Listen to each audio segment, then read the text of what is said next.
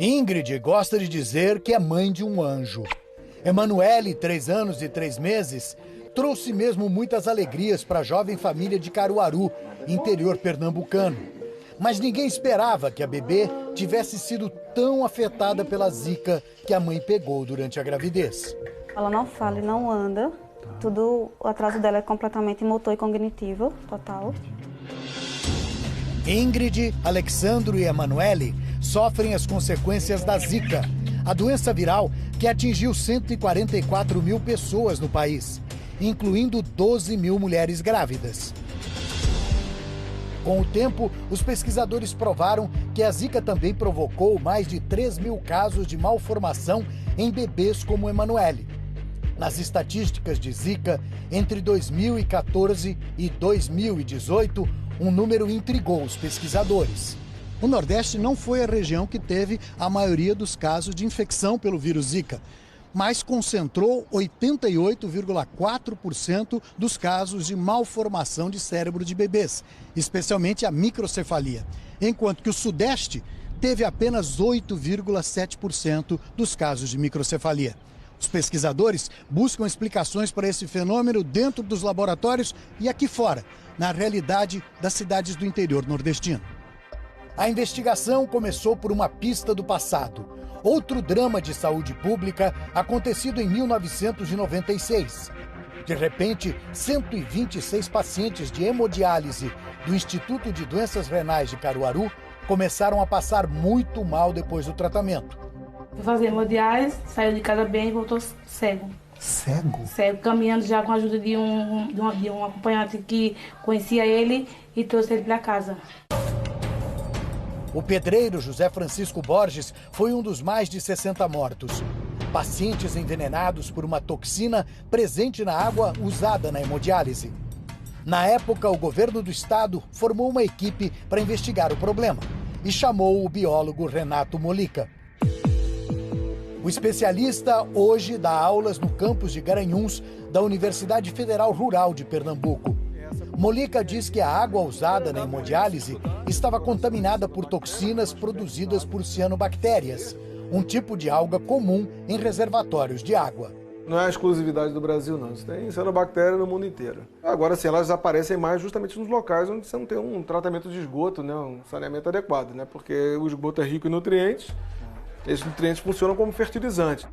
A lembrança do que uma toxina provocou nos pacientes da hemodiálise fez Renato Molica pensar que a água contaminada pode ter piorado as consequências da zika em bebês cujas mães tiveram a doença.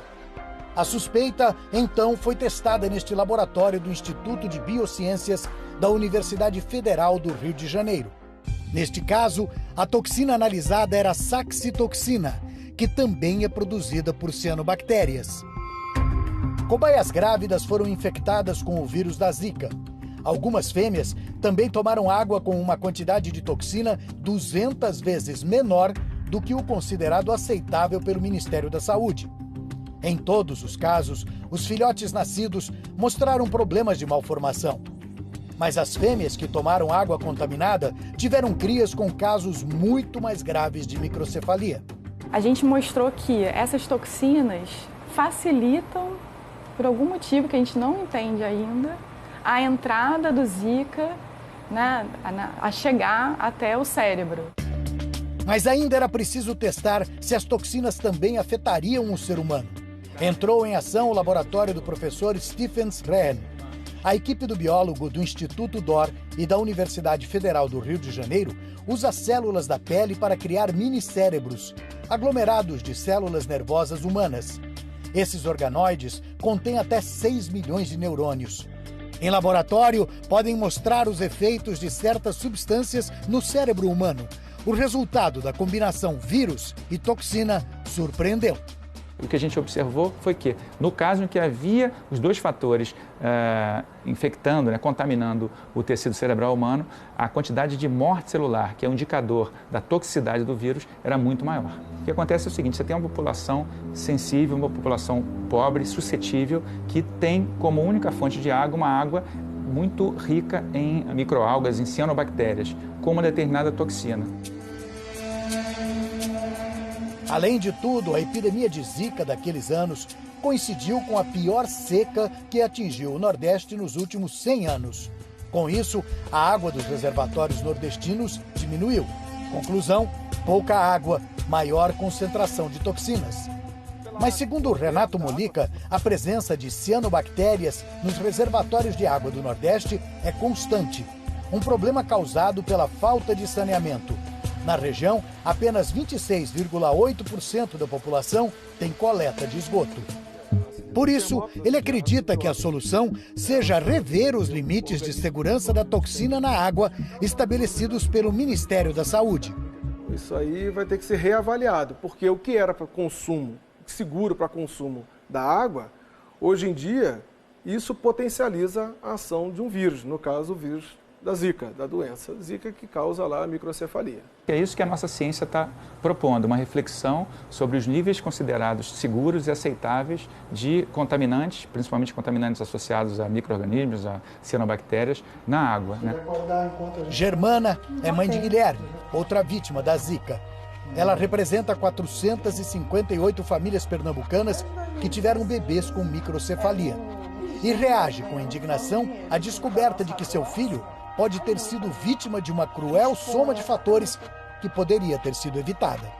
A culpa é de toda a sociedade por dois motivos: por poluir, por não cobrar das autoridades, por não cuidar dos seus quintais, por não cuidar das suas residências, por não tratar a água, por não cuidar, de fato.